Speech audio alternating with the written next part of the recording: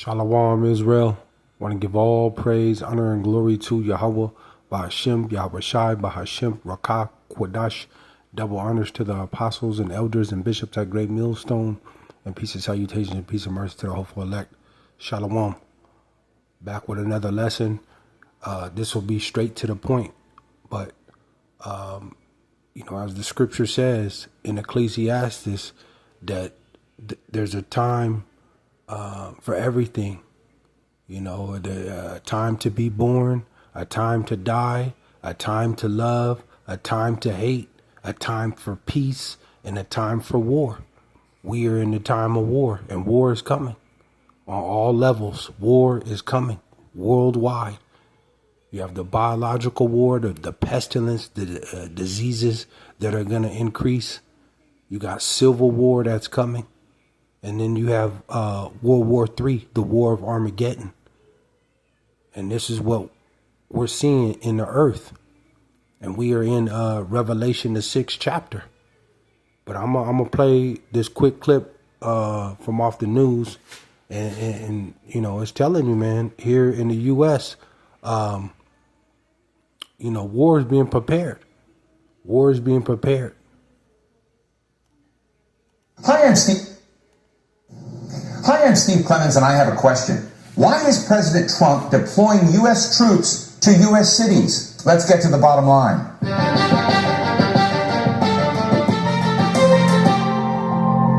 He calls it the war from within. U.S. President Donald Trump has been dispatching large numbers of National Guard forces to a number of American cities, from Los Angeles to here in Washington. He says these cities are unsafe and crime-infested, especially the ones managed by elected Democrats, and that his crackdown on immigrants needs backup. In a speech to the U.S. military's top brass, Trump told them that American forces should use American cities as, quote, training grounds for our military, and that his enemies inside the country are no different than a foreign enemy.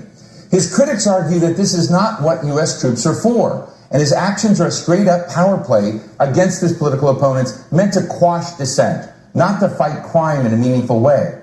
So by going on a war footing inside the United States, what is Donald Trump hoping to achieve? Today...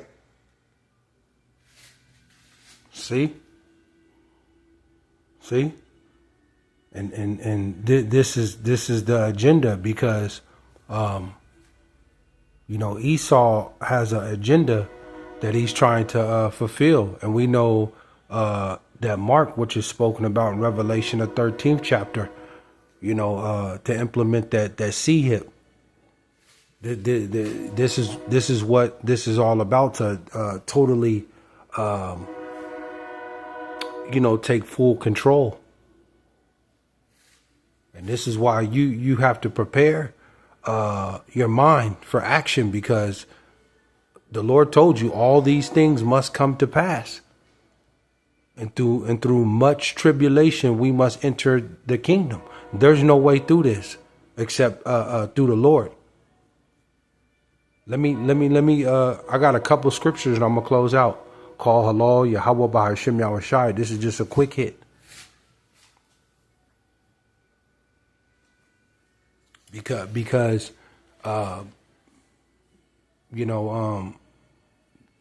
these things the times are changing, and it's happening right before your eyes. This beast system.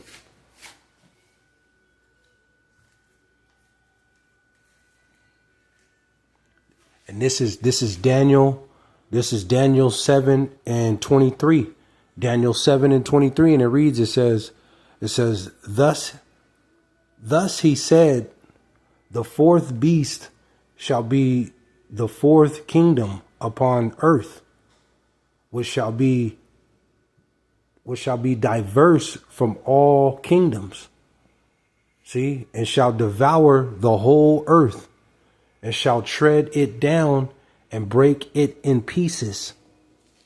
See, the fourth, this fourth world power, which is it was the Roman Empire, and then it changed. It's still the revival of the Roman Empire, but it came back as NATO. And we know who is the head of NATO, America, because it tells you in Revelations that the whore that sits on top of the beast. See, and you know, this is worldwide. You know, going over there to Germany, you know, the UK, you know, Italy, these different continents and regions. You know, this is that fourth world power. They have an agenda that they're trying to push, and this is to bring that beast system. And it tell you in Revelation too that that it had two horns like a lamb, and it spake as a dragon. And we know those two horns represent the two political parties, which are the Democrat and the Republican. See, but they're bringing this, you know, this Trump administration, you know, they're bringing this full draconian dragon, you know, tyrannical system. They're limiting democracy. Like Klaus Schwab said, you will own nothing and you will be happy. See?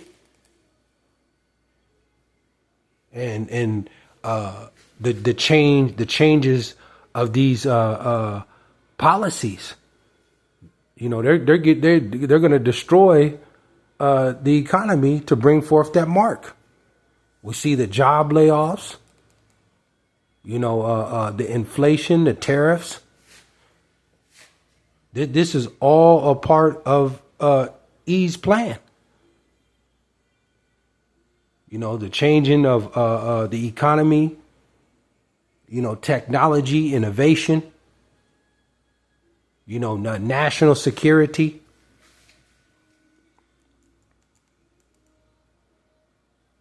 This is what's taking place, man. Civil war is coming worldwide, ultimately to this place, the U.S. And we know World War III is coming, the War of Armageddon. The greatest war of all times, the final war. I got one more scripture.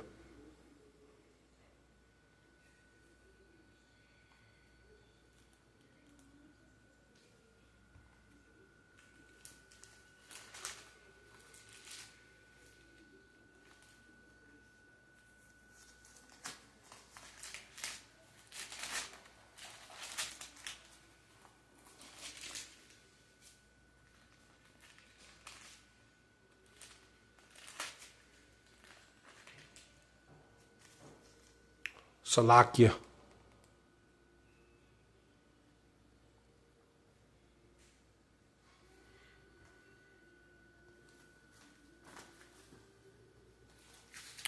This is Luke 21 and 30.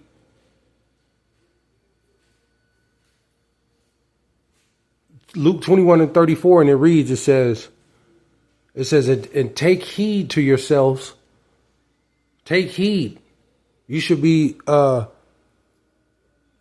examining yourself in everything you do, because the Lord tell you his eyes are upon everybody's ways. It says, take heed to yourselves, lest at any time you be overcharged with surfeiting and drunkenness and cares of this life. And so that day come upon you unawares. A lot of people about to get caught off guard. That's what unaware means. Unaware, to be, you're caught off guard. It says, 35, it says, for as a snare shall it come on all them that dwell on the face of the whole earth. And we know ultimately that micro C-hip, that's that snare, that trap. See, that's the Lord. He's going to find out who is really a part of his elect, because that mark. See, a lot of people, they don't believe this, but you're going to take that C-hip, Because the Lord tell you, those that seek to save their life, you're going to lose it. But those that lose their life for his name, they're going to be preserved, roughly paraphrasing it. And they tell you in Revelations too that they overcame him by the blood of the Lamb, and they love not their lives unto death. See, they love not their lives unto death. So there's a snare coming, and we know it's that mark. But all of this is leading up unto the Lord's second return.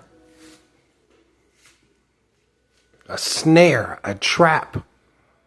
But it's trouble leading up unto the Lord's second return.